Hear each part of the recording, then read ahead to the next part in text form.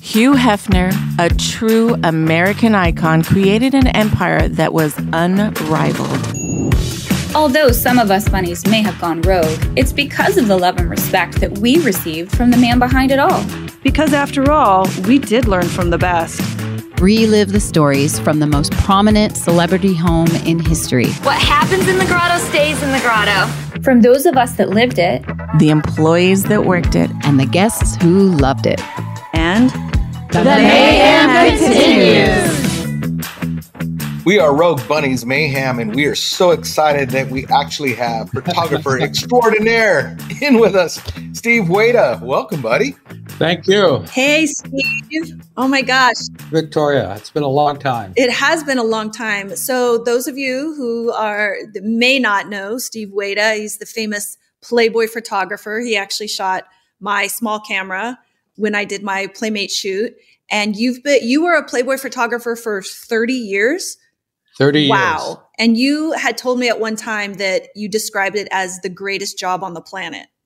Yes, it's the greatest job on the planet. I mean, I got paid a lot of money. I traveled a lot.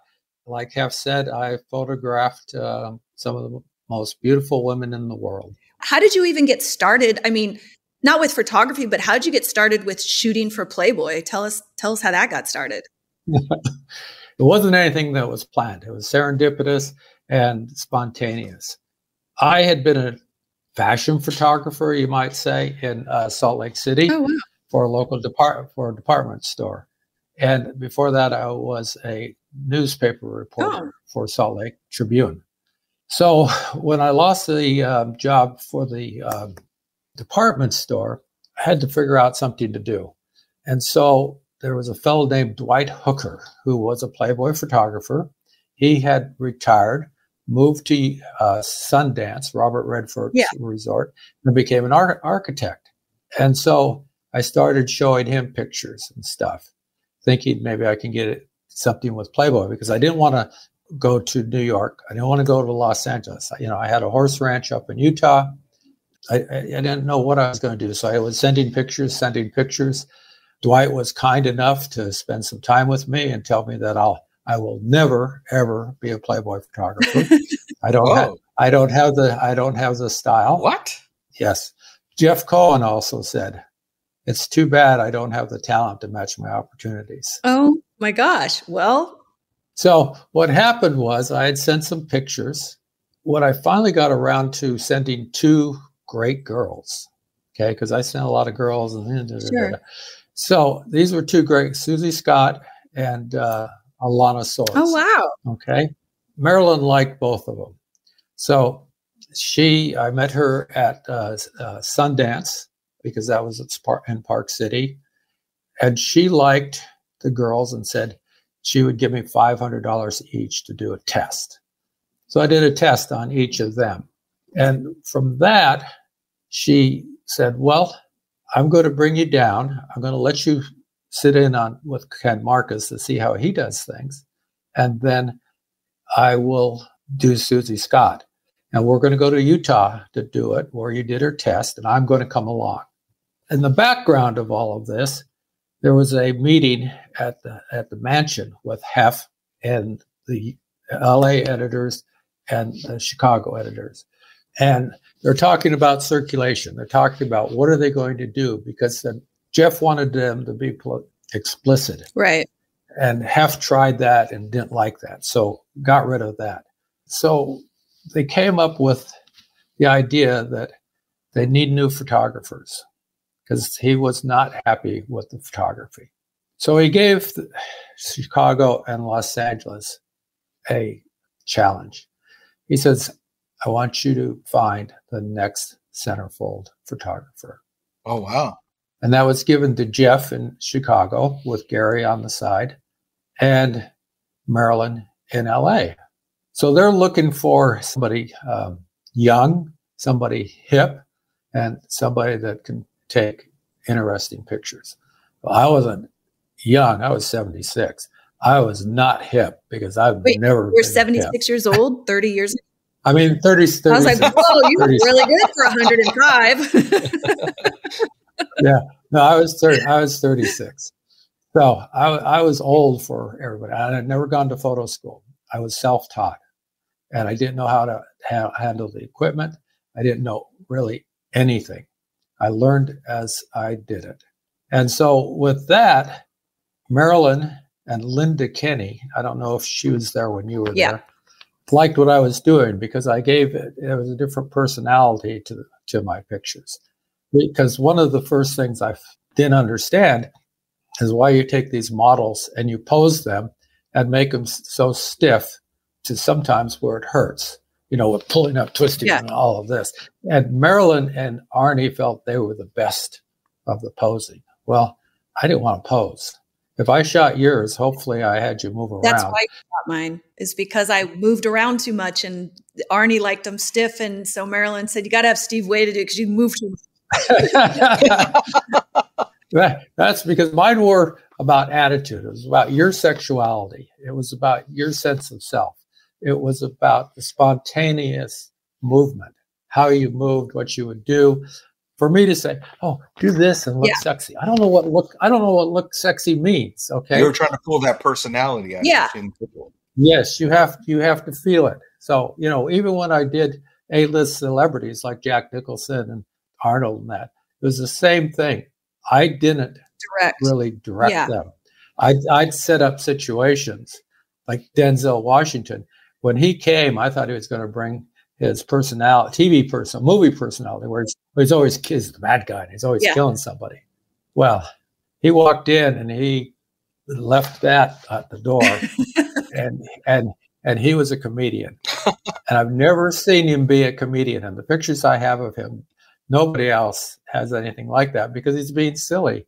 He's walking around with a hat that he's playing with. He's got a overcoat on with his white underwear underneath and hard shoes without socks. And he's doing things, going like this. And so that's cool. Yeah, that was cool. Some personality that most people maybe didn't even see on him. No, you've never seen this personality in him. Yeah. It says a lot about you because that means you make the individual comfortable to be themselves. Well, that's the other thing. If you worked with Arnie, the pictures were his pictures, not your pictures. You were to do as he told you and how he wanted you. Yeah. Mine were about you. They were your pictures. Okay. I wanted you to be happy with your pictures. I didn't want you to do this in pain. I didn't want you to fake it. I wanted real emotion. That's what I did. I changed everything. The guys hated me. Arnie hated me. Ken was gone at that point. Richard Fegley couldn't contain the hate he had for me because these guys all went to photo school. This was their life. Yeah. I came from Utah out of obscurity. Yeah, but Marilyn liked you. That's all that mattered. If Marilyn liked you, you were good. You're golden. I was her boy for 30 years. Okay. I was her boy. And she gave me the opportunity to experiment, to challenge, to make mistakes, correct the mistakes, to succeed, to fail. And with that, she got the pictures she wanted that were different that Hef was looking for. And, like the homage I sent you, Hef has not written a book dedication or homage to any photographer. He didn't like photography. Yeah, you were the only one. I was the only one. And it's a very glowing homage. And it talks about, me being a cowboy at heart. My work brought me in contact with the most beautiful women in the world. And what people saw in my photographs made Playboy real. That's right. And Hef was a creative force and he could recognize creativity. So that's why. Yeah. Yeah, that's what I'm telling you. So Steve, Victoria, I'm going to hold you guys right there because we're going to have to take a quick break. But I want to hear more about the relationship that you got to have with the boss himself. Yeah. For him to write this for you, there has to have been a really close relationship. We're going to be right back. You are listening to Rogue Bunnies Mayhem. The Rogue Bunnies have had some pretty epic in real life events that I'm sure you've all heard about. Wondering how you can be included in our next one? Become a VIP NFT holder. The main benefit of being a VIP is access to our events, and lucky for you, there are multiple ways to become one. Purchase a stunning Rogue Bunnies Founder Drop Ordinal, minting now at ordinals.roguebunnies.com. Or own a legendary or epic trading card. Buy one right off of our marketplace, or try your luck with a Series 1 trading card pack. Once you own one of these, get verified in our Discord and claim your status. The VIP perks don't end at in-real-life events. You'll also have priority access to future drops, gated chat channels with the Rogue Bunnies, VIP-only online events, and more. Want more details? Visit roguebunnies.com. Then follow the bunny mask and get ready to go rogue. Welcome to the metaverse. Okay, so we're talking about Hef. How long after you started, like, what was your first meeting Hef? What was your first impression? What was that experience like when you first got to meet him?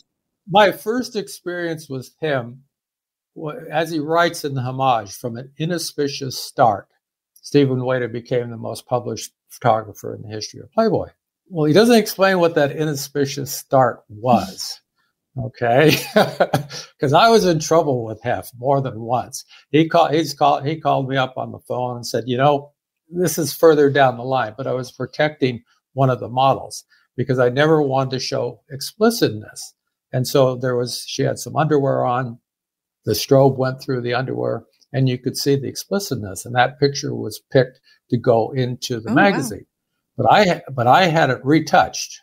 And when Hef saw the magazine, he goes, "That's not the picture I chose." He finds out that I had it retouched, and he calls me up and says, "I'm the publisher of the magazine. What I want is what we do. And you are not to ever do something that you haven't cleared with." Oh, man. But in the beginning, I think it was my second or third Playmate, I was going to get fired. So Marilyn took me to the mansion to meet Hef. It was a Saturday night movie, I think, it was a Sunday night movie. And the next day I was leaving for Hawaii with my Playmate, Lisa Pedriana. So I'm at the mansion, and we're outside before the movie starts. And Lisa says, "Come on, let's go into the grotto." I'm going, "Oh, I can't do that. Let's go into the grotto." No. I keep saying no. Finally, I go, "It's only a career." Okay. It's only a career. This could be the end of my career, but what the heck? What the heck?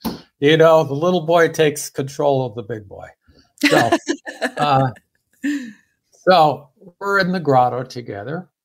Some female walks in, and when they stand at the entrance to the pools, they're just silhouettes. Yeah. And so you could tell it was a female. So she watches for a while. She leaves. After that, there's a male figure walks in. He's got pajamas on the bottom, and a robe on the top, and a pipe in his hand. Oh my gosh. We recognize that silhouette. Yeah. So, hey, it's only a job, guys. It's only a job. So Hef walks away. The next morning, Lisa and I go to Hawaii. That was on a Monday. On a Wednesday, Marilyn calls me. Now, she didn't really need a phone because she's screaming so loud. You can hear it from Hawaii. I could hear it from Hawaii. And I was to get the pictures done, come back, pack my stuff, and be gone. Oh. Okay? Hef was firing me. But with that in mind, I thought, I got to get pictures. You got to knock it out of the park. I got it. So I took Lisa and I said, "What do you want to do? You want to surf? No. You want to paddleboard? No. You think you want to dive, scuba dive? Yeah." She said, "I'll try that." Okay. So I then got an instructor, his business, he and his assistants, and they then took Lisa out so she could scuba dive. That wasn't working out so well because she had a BC on, she had the tanks on, she had the regulator, she had a mask. She would come up and throw up. Okay. Oh, wow. Yeah. And so what the hell am I going to do here? Everything, I got to bring something back. So Scuba guy and I talk. We figure out she's claustrophobic. Okay. We're going to take the big tank off and give her a small pony tank so she doesn't have on. No BC, no weight belt. And she went down. She was like a fish. Okay. She just goes around and she's great. So I asked, where do I want to go and do the shooting? Now in Maui, they have the cathedrals, which are beautiful. All these coral structures that go to the surface, and the sun comes through, and they have all these air structures. Were you underwater shooting her? Yes. Oh, wow. Yes. Yeah, I've done a lot of underwater stuff, but I got certified then. 1983 is when I got certified. And of course, I didn't know how to operate the camera. I didn't know anything about underwater shooting.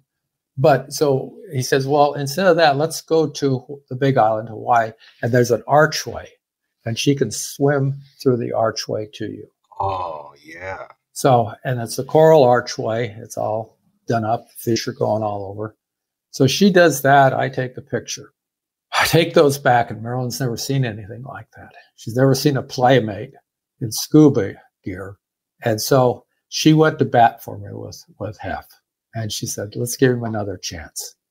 Okay, we give him another chance, but you can't fuck around. No more grotto. No more grotto. Wow, that's amazing. What's crazy is that you say you were self-taught. So you were just finding whatever it is that you could find around you and then just create some art with the girl. Like you said, you would find what their attitude is and have that being brought out. And the rest is history. It's amazing. It was a great time. When I first started, I had to do a little posing. I had to do complicated lighting, but that was nothing compared to what I eventually did. When I got further into the years, I would take the centerfolds and I put 42 strobe lights. Everything had a light so that it looked real. Because I didn't understand, why are we doing these pictures where the woman is posed and the lighting is artificial? It can be window light and then another light, and that doesn't happen. Natural stuff. Yeah. So I did these very complicated lighting, and my sets were huge. Did you work on one of the big sets? I worked with you. You did my small camera. Yeah, I had a few different sets. And while I was shooting, I tell everybody, while I was shooting was when Pam Anderson was all the rage and she just came from Cancun. So the studio phone would ring and it was always Pam. And I was always like, oh my God, like how much do I need? It was all, I always like, I have to listen to. It was all Pam. Yeah. Pam. Yeah. It was pandemonium at the time. And, pandemonium. Yeah. That's what they called it. Pandemonium. And, and so you guys were, and she even used my set to, when her and Tommy came in and did kind of a little cake. That was my set. Yeah. Oh, that was your set in the small studio. Mm-hmm. Okay. Thank you. So that was really fun. And she was on my cover. And of course she was so iconic at the time. I was really excited to have her on the cover. And even in the pictures that I saw, I was like, oh, that's my set. That was where we were shooting and stuff. So I thought that was really cool. For Cancun, I took Pam down there for a bathing suit company. It wasn't for Playboy. Tommy followed her. She had met him once at her bar. Garden of Eden. Started with an S. Sanctuary. Sanctuary. Yep. Well, Steve, I'm going to hold you there. We're going to take a quick break. We're going to be right back. We're going to delve into Sanctuary. And I'm also curious how you got the trust of Pam Anderson so quickly. We'll be right back. You are listening to Rogue Bunnies Mayhem. Hi, it's Victoria Fuller, founder and lead artist of Rogue Bunnies, and more importantly, Miss January 1996. You should all know the story by now. Me and my 100 bunny sisters have gone rogue. What you need to do is visit roguebunnies.com. By purchasing your Rogue Bunnies NFTs, you can be part of our Discord community, which gets you early access to Rogue Bunnies series drops, special promotions, exciting IRL events, our famous poker nights, and so much more. All you have to do is visit roguebunnies.com. That's ROGUEBUNNIES.com. Let's explore the future together. Welcome to the metaverse. Hi, I'm Devin DeVasquez, Miss June 1985, and you're listening to Rogue Bunnies Mayhem. Okay, so what was the name of the bar again? Sanctuary. Okay, so you're at Sanctuary. Go ahead. I'm not at Sanctuary. Tommy was at Sanctuary, and she comes into the bar and says, "Those are cute guys. There's 3 of them." And she goes up and she starts talking to his friend and then the other friend. And then she talks to Tommy. And he's absolutely smitten with her. And so we go to, she says, "Well, I can't get together with you because I'm leaving in 2 days for Cancun." And he says, "Well, I'll come down." Like, no. She says, "No, you can't come down." So he comes down anyway. Like I say, I'm not cool. I don't know who Tommy Lee is. Okay. I don't know who. Motley Crue. Yeah. Motley Crue. Yeah.